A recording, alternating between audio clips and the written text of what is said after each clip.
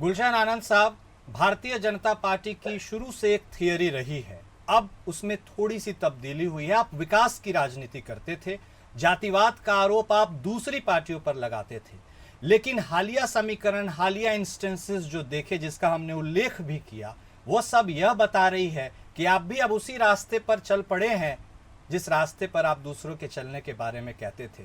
क्या ये diversion tactic है? क्या ये आपकी नई पॉलिटिक्स के तरीके हैं? क्या सत्ता में बने रहने के लिए ये जरूरी है? आनंद साहब, भारतीय जनता पार्टी राजनीति में अपने कार्यकर्ताओं और नेतृत्व के दम पर काम करती है।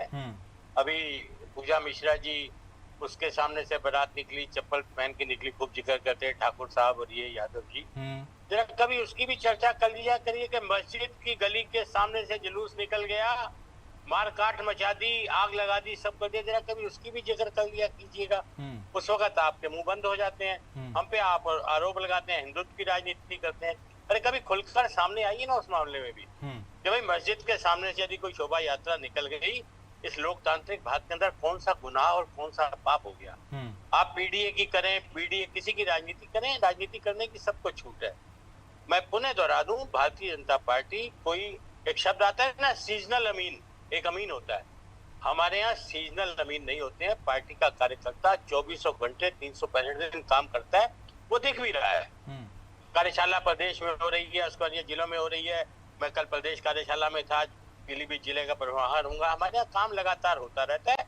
और हमने आज जो आप पीडीए बोल रही है ना देवी जी, हमने तब सुना है अजगर।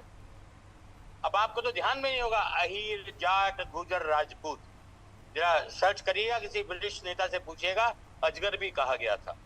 उसके बाद MY आया, माई, मुसलमान और यादव भी कहा गया था। बिहार में तो क्या क्या कहा गया। इसलिए आरोप लगाने से पहले विचार करिए। राजनीति है, आरोप लगाना अच्छी बात है, लेकिन आगे आने वाला जो साल चुनाव का है, लोकसभा का आप एक उदाहरण देते हैं। ये काठ की हांडी बार बार नहीं चढ़ती। लोकसभा के चुनाव के अंदर अंतरराष्ट्रीय स्तर पर जो कुछ आप सबने मिलकर किया वो सामने आया। हम थोड़ा सा 19 रह गए, सरकार फिर भी हमारी बन गई। ठीक है, मोदी जी के नेतृत्व को स्वीकारा, और उत्तर प्रदेश में भी सरकार हमारी बनेगी, आप निश्चित रहिए। और बनेगी किसके दम पे? कार्यकर्ता और जनता के दम पे। जनता सब देख रही है कौन क्या कर रहा है, वो चाहे हम हो चाहे आप हो। ठीक है आनंद साहब, ठीक है, ठीक है। आपने विचार करने के बाद की इंट्रोस्पेक्शन तो सब पार्टीज करती हैं, लेकिन रिजल्ट क्या होता है ये भी मायने रखता है।